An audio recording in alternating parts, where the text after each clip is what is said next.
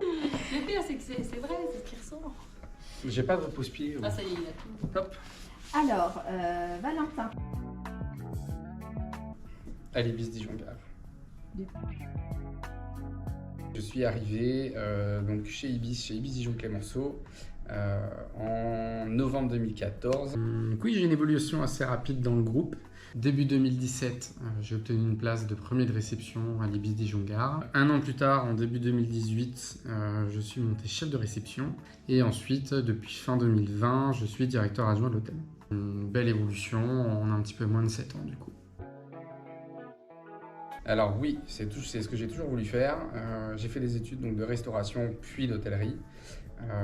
Au départ, j'ai commencé la restauration parce que voilà, c'était le domaine du restaurant qui me plaisait bien, la nourriture, tout ça. Mais l'ambiance côté hôtel me plaisait un peu plus au final. Donc je me suis dirigé sur les hôtels. Je gère déjà tous les petits problèmes de la vie courante de l'hôtel. Je fais le lien entre tous les différents services. Je mets aussi en place tout un tas de projets au niveau de l'hôtel, du restaurant. Je vais vivre un petit peu toute l'activité au quotidien, manager les équipes, les former aussi, leur donner envie de venir travailler. Je suis un peu un couteau suisse, ouais, c'est ça.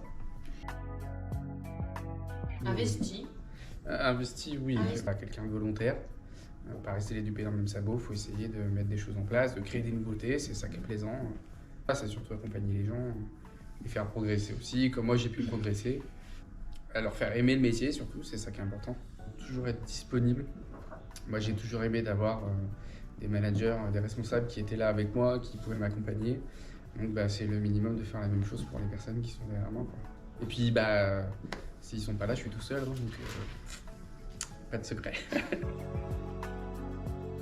Oui, un jour on a un client habitué qui a oublié sa valise dans la chambre. Et forcément, on avait un petit peu envie de lui faire un gag. Donc du coup, on a récupéré sa valise, on l'a customisée, on a mis des yeux dessus. On a mis dans sa chambre avec une petite bulle en disant comme ça tu pars sans moi. Et du coup, quand il est rentré dans la chambre, il a eu la surprise de retrouver sa valise un peu customisée.